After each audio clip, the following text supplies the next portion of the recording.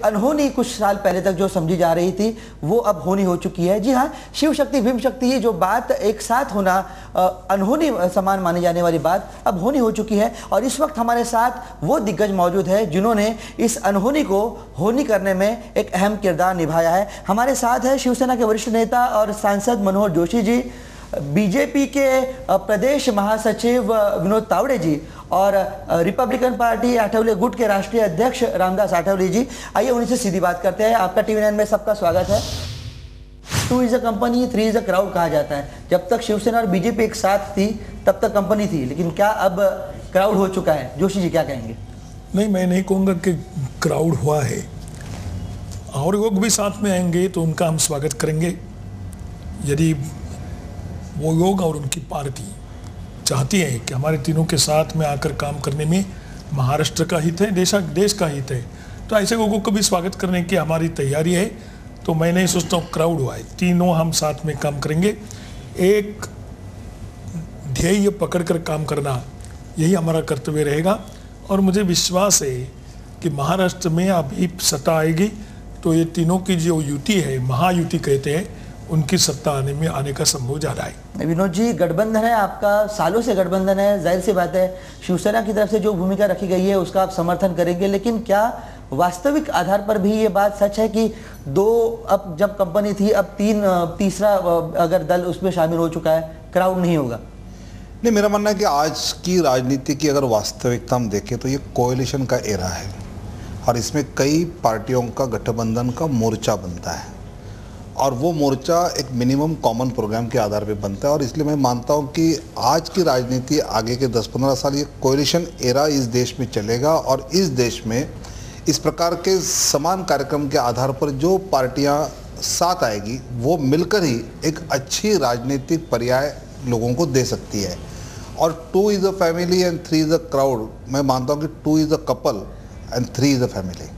ये आज का वाक्य फैमिली बन चुकी है। रामदास आठवले जी इनका कहना है, विनोद जी का भी कहना है, जोशी जी भी यही कहते हैं। लेकिन कुछ समय पहले तक जो रामदास आठवले शिवसेना के खिलाफ एक हमेशा आलोचना करता रहता था, शिवसेना को खासकर शिवसेना को लक्ष्य बनाया करता था, वही एक दिग्गज नेता अब उसी परिवार में शामिल हो चुका है, जैसे विनोद जी ने कहा है। नहीं, ऐसा है परब जी की महाराष्ट्र में हम लोग रहने वाले लोग हैं और हम लोग जिस तरह बाबा साहब अम्बेडकर जी की विचारधारा पर, उनके व्यक्तित्व पर हम प्रेम करते हैं, उसी तरह छत्रपति शिवाजी महाराज के बारे में हमको बहुत बड़ा आदर रहा है हमेशा के लिए। और छत्रपति शिवाजी महाराज अगर हिंदवी स्वराज की स्थापना नहीं करते थे तो शायद हम कहाँ होते थे हमको मालूम नहीं है। तो शिवाजी महाराज का योगदान भी अपने महाराष्ट्र के लिए बहुत बढ़िया योगदान रहा है। और जब हम शिवसेना की आलोचना भी करते थे, कुछ मुद्दों पर जरूर हम आलोचना करते थे, लेकिन इसका मतलब ये नहीं है कि आदमी के जीवन में परिवर्तन नहीं होना चाहिए। हम तो परिवर्तन की बात करते, हम तो दोस्ती की बात भी व्यक्त किया था, लेकिन कुछ मुद्दों पर जरूर हम हमारी भूमिका रखते थे। और कांग्रेस वाले हमको भड़काने का काम करते थे, राष्ट्रवादी कांग्रेस वाले हमको बताते थे कि भाई शिवसेना वाला ऐसे है वैसे है। तो इसीलिए मतलब हमको ये ऐसा लगता है कि शिवसेना बीजेपी के साथ जो हमने गठबंधन कर दिया है, उस गठबंधन का मतलब ये है कि कांग्रेस पार्टी, राष्ट्रवादी कांग्रेस पार्टी सत्ता का बहुत बड़ा गलत काम कर रही है। सत्ता हाथ में लेकर यहाँ पर भ्रष्टाचार बढ़ा है, महंगाई बढ़ गई है, दलित पर अत्याचार बढ़ गया और इसीलिए हमारे सामने दूसरा कोई अल्टरनेटिव नहीं था। जिस तरह आपको मालूम है कि इंदिरा गांधी जी ने इमरजेंसी लागू करने के बाद सभी पार्टियाँ एक साथ आई थी, उसी तरह संयुक्त महाराष्ट्र समिति का जब गठन हुआ था 1950-51 में, तब बाबा साहब अम्बेडकर जी जो शेड्यूल कास्ट फेडरेशन पार्टी के थे, तो उसमें जनसंघ भी था, उसमें हिंदू महासभा भी थी, शेतकरी कामगार पक्ष था, CPI था, CPM था, मतलब जो पार्टियाँ थी। तो हमको लगता है कि हम कॉमन मिनिमम प्रोग्राम पर हम इकट्ठा आए हैं और अगर हम तीनों पार्टियाँ एक साथ आई है तो जरूर महाराष्ट्र में सत्ता का परिवर्तन होगा और महाराष्ट्र की 11-11.5 करोड़ जनता को मतलब न्याय देने के लिए हम लोग एक साथ आए हैं। इस पूरे परिवेश में एक बात देखी जा रही है सर कि इस पूरे गठबंधन को राजनीतिक या अवसरवाद का गठबंधन कहा जा रहा है, करार दिया जा रहा है कि कुछ विचारों को, जब शिवसेना बीजेपी एक साथ थी इनके विचारों को नहीं मानती थी, आरपीआई जो थी शिवसेना बीजेपी के विचारों को नहीं मानती थी। आज जब महाराष्ट्र का खासकर मुंबई में जो माहौल राजनीतिक देखने को मिल रहा है, उस राजनीतिक माहौल को देखते हुए शिवसेना बीजेपी ने आरपीआई के साथ हाथ बढ़ाने का निर्णय ले लिया। खासकर महाराष्ट्र नवनिर्माण सेना का फैक्टर जो चल पड़ा है, तो क्या इस बात से आप नकारेंगे, इस बात को आप खारिज करेंगे? नहीं, ये बात सच नहीं, लोगों को मालूम नहीं है इसलिए लोग ऐसी बात करते हैं। लेकिन एक बात जरूर ध्यान में रखना चाहिए कि शिवसेना और भारतीय रिपब्लिकन पार्टी, इनकी एकजुट होनी चाहिए। ये बाला साहब ठाकरे ने 1967 में कहा था, 1967 में कहा था। वो भाषण भी मेरे पास है और उस मीटिंग में मैं खुद मौजूद था।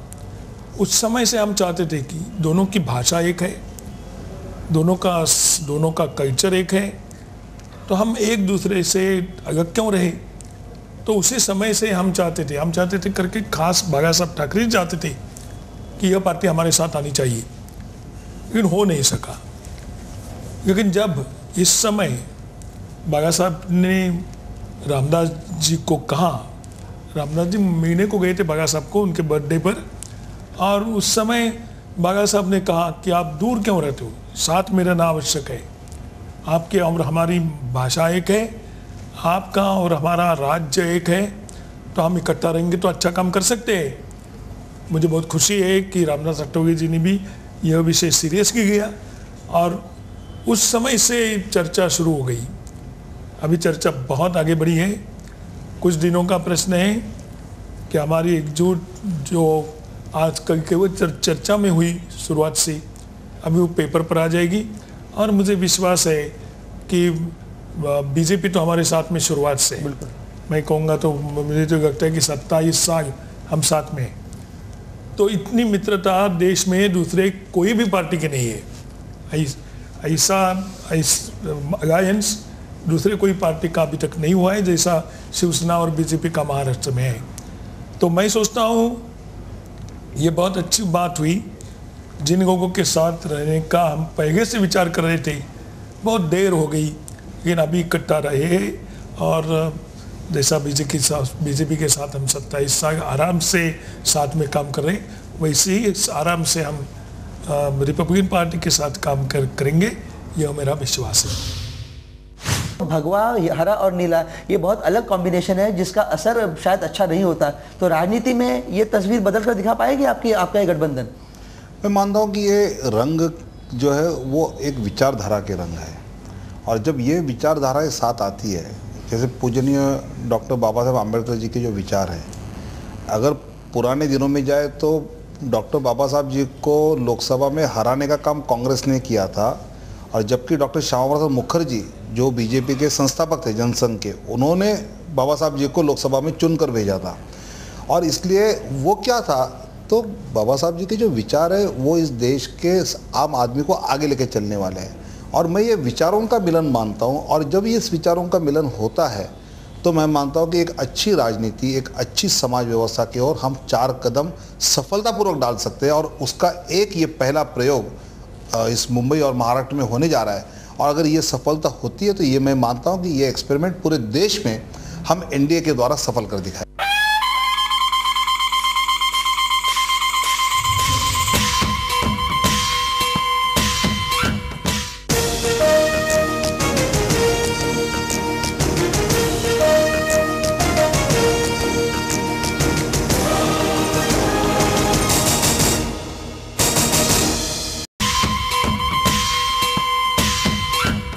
फिलहाल आपने नगर पालिका चुनाव, नगर निगम चुनाव को लेकर आपने एक साथ आने का ऐलान जरूर कर दिया है, लेकिन बीएमसी चुनाव को लेकर ये सीधा सवाल आप तीनों से है।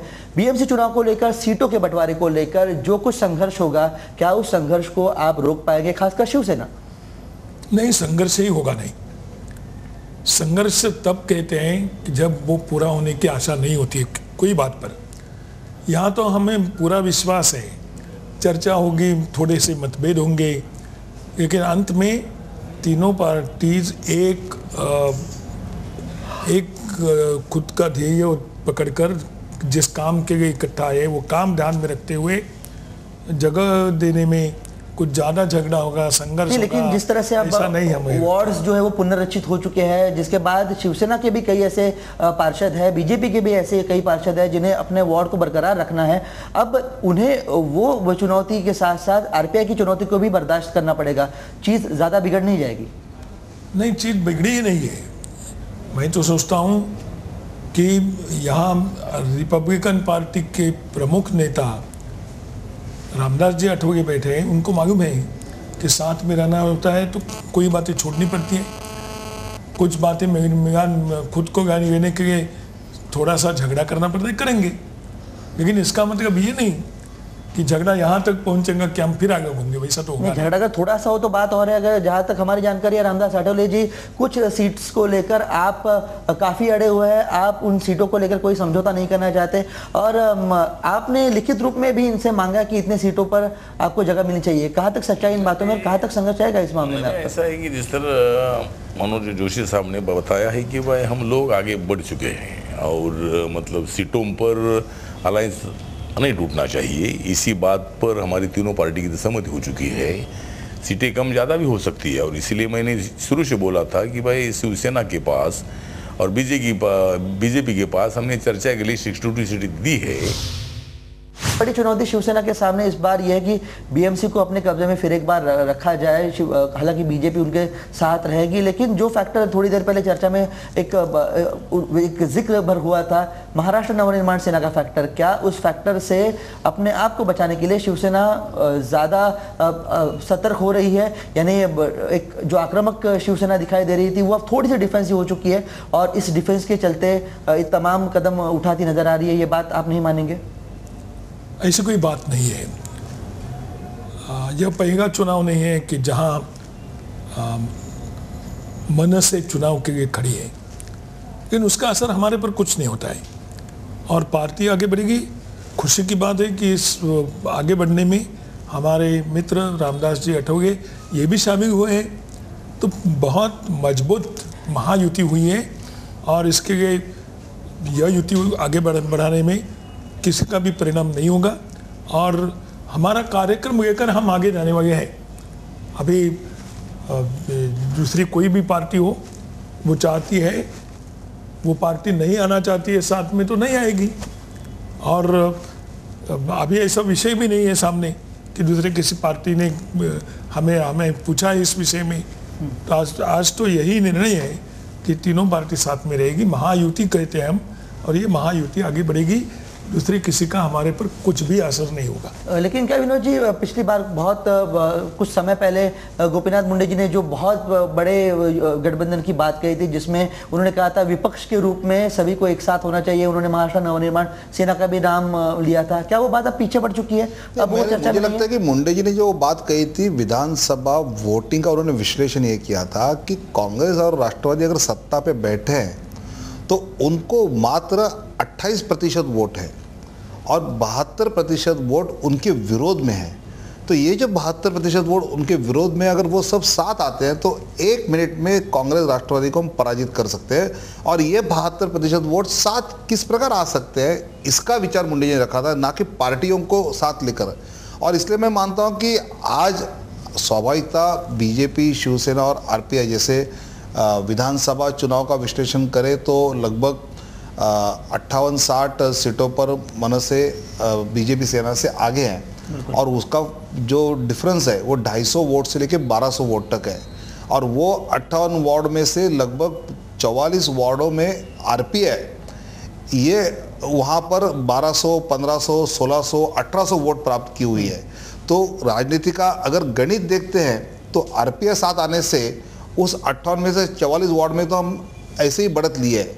और उसकी केमिस्ट्री देखते हैं तो ये भीमशक्ति शिवशक्ति की केमिस्ट्री, ये केमिस्ट्री मैं मानता हूँ कि आने वाले दिनों में पूरे देश को रास्ता और मार्ग दिशा देने वाली ये केमिस्ट्री रहेगी। आप